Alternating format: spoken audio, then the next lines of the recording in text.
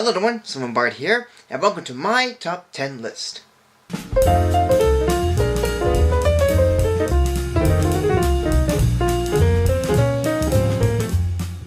In most respects, 2017 is worse than 2016 with Trump being president and such, but on the entertainment side, it's actually a good one, even for me. There have been many big films released in the past year, and I figured, why not go over the ones I've seen? And out of the 59 movies I've seen last year, I'm going to do another two-parter, one of my least favorites and one of my favorites. And keep in mind that this is my list of films, and my opinions on them. And no, you won't be seeing any of the Marvel movies, Logan, or Transformers 5 anywhere, since I never saw them. And some of them I've already done reviews on alongside other videos, so you can look at them for more. So, let's start off by going over the ones I didn't like, as we begin my top 10 list of my top 10 least favorite 2017 movies.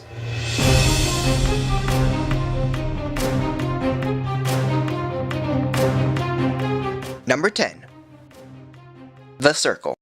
Now I went to see this movie based on the poster. I see that Tom Hanks and Emma Watson were in it, then I saw that Danny Elfman did the music, and I noticed Bill Paxton is in it, making this his last movie. But when going in to see it, it really left me disappointed and bitter, even for a story that's very relevant these days. Watson gets hired to work at a facility known as The Circle, where one of its founders, played by Hanks, invents a camera that helps expand worldwide security, and Watson is brought on to support it. But some troubles begin to brew between her, her friends, and her family when it comes to invading a person's privacy. Of course this whole security issue is true nowadays, but how it's done here is pretty unforgiving, even for how extreme they can go. And there are moments and scenes that feel very off and wrong that wouldn't happen in reality, if ever. Bottom line, this film is true in some areas, but pretty unrelatable in others. Number 9. Captain Underpants, the first epic movie. Despite not having read any of the books, I have known Captain Underpants based on how much he's seen during the mid-90s, thanks to school book catalogs and such. But after seeing this movie, I'm glad I didn't read a single book, because this is so much of a man movie that it's quite bad. Two boys are friends through making mischief with the school principal and teachers, through pranks that all the kids love except the smartest who has no sense of humor. But the boys use a hypno ring on the principal, having him be their superhero creation, Captain Underpants. But the boys have to keep him under control, even when a mad professor, hired as the new science teacher, plans on ridding the school of laughter. Sure, the film has a nice animation style and a few fine moments. It feels mean-spirited at times, and most of its humor is nothing but toilet humor, which would have worked back when it came out. It's not all funny and it's pretty immature, and that's really the best way I can say about it. Number 8. The Emoji Movie. Now of course many of you, or all of you, might think I would put this higher on the list, but really it isn't that bad. But at the same time, it doesn't work altogether. The only highlights I found with it are its creative and colorful visuals, nice animation, decent character designs, and unrelatedly, a Hotel Transylvania short film called Puppy that played before the film. And yes, I can't wait for the third film to come out. But everything else of this movie is either pointless, unbalanced, makes no sense, feels wrong, or all of the above. It's not really the worst film of the year, it's just uninteresting and unfocused with its story and characters.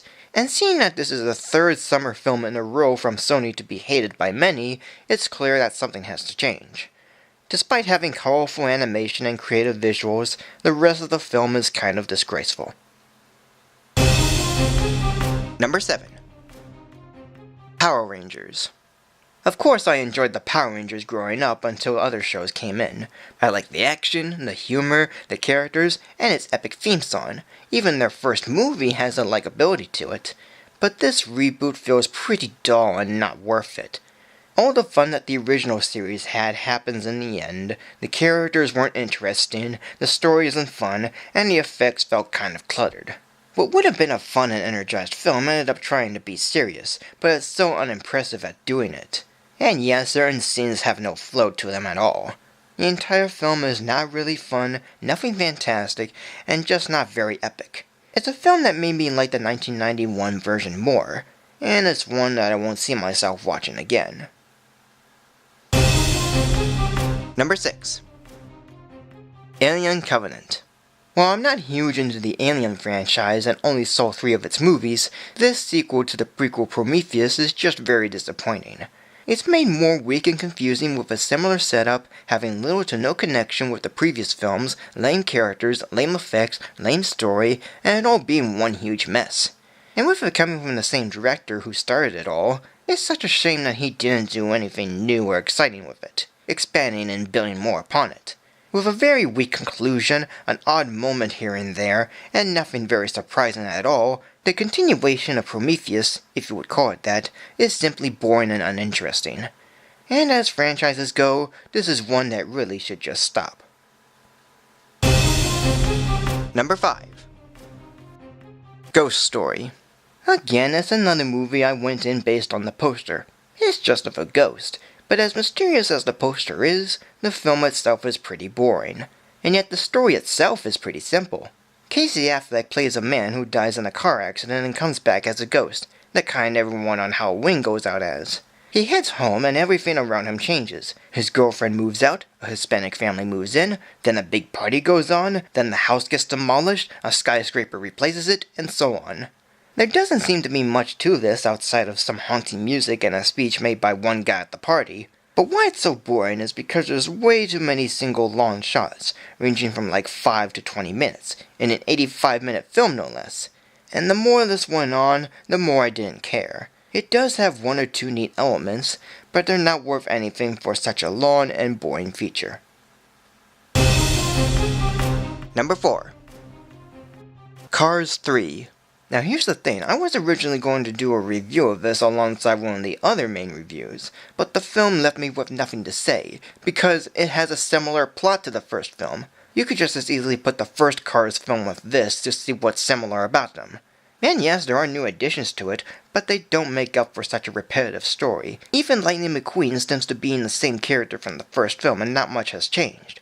And this film made me realize why I enjoyed the second film more, because at least it has a different story and take with another character, who's better than Lightning. This third entry is more boring and lame than the first, and so much of it came from how similar it is to the first.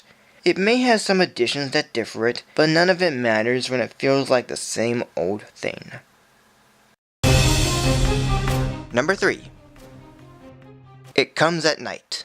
Yeah, once again, the poster tricked me into seeing it. It's only of a dog looking toward the darkness, but it's so mysterious, so haunting, and so frightening that it left more of an impact than the actual movie itself. In a post-apocalyptic future, if you can call it that, a family tries to survive as an unknown virus spreads, and lots of trust issues go on when helping another family. And that's pretty much it. Despite having to use the what you don't see cliché of horror movies, this film is pretty disappointing on so many levels. There's no payoff for any scene, lots of unanswered questions, no sense of intrigue or fun, no likable or sympathetic characters, and it all stems to a bunch of nothing. And even one of my favorite actors, Joel Edgerton, being in this, his presence is nothing special. The film doesn't deliver on what it advertised, and what it brought amounted to such boredom and emptiness. If a film like this had nothing to it than the poster, then it's best to avoid it. Number 2. Mother. How can the director of Black Swan make this flick? I mean, the trailers for it made it sound like a very creepy horror film, saying that it will leave you screwed up for life. But what really came of that is a fanciful drama with thriller elements scattered about that had me saying it's too painful to talk or think about. And yeah, that's how I'm going to put it as. Yet all I can say is that it's a reinterpretation of the Bible done in modern times, with the biblical references ranging from subtle to obvious, with Jennifer Lawrence representing Mother Earth who's keeping the house neat and strangers away, and Javier Bardem representing God who's an author gaining tons of praise from strangers. And the more I say of it, the more hard and hurtful it is to explain. There's nothing interesting, nothing to enjoy, nothing to care about. It's just a very unpleasant and weak movie. Now before I get to number 1, I'll go over some runners-up. King Arthur, Legend of the Sword. While it has nice action, good visuals and effects, and great music, its story and characters stem to using the Hamlet plot that Gladiator did better. Leap. Despite its beautiful animation, it felt more like a direct-to-DVD film with a story that seems too American girlish, even for taking place in the 1800s. Smurfs, The Lost Village.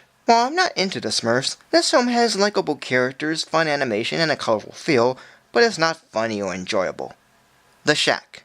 It's a story that would have worked okay, but the religious themes inserted in tends to weigh down on most of it, making it uneasy based on the situations that happened. The Snowman.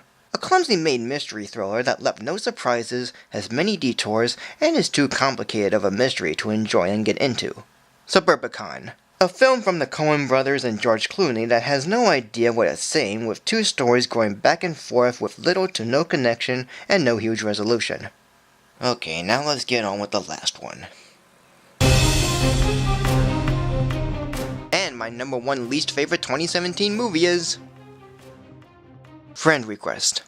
You may have not heard of this film, but based on the title, it sounds like a sequel or spin-off to Unfriended. But it's an original film that I really have no words for.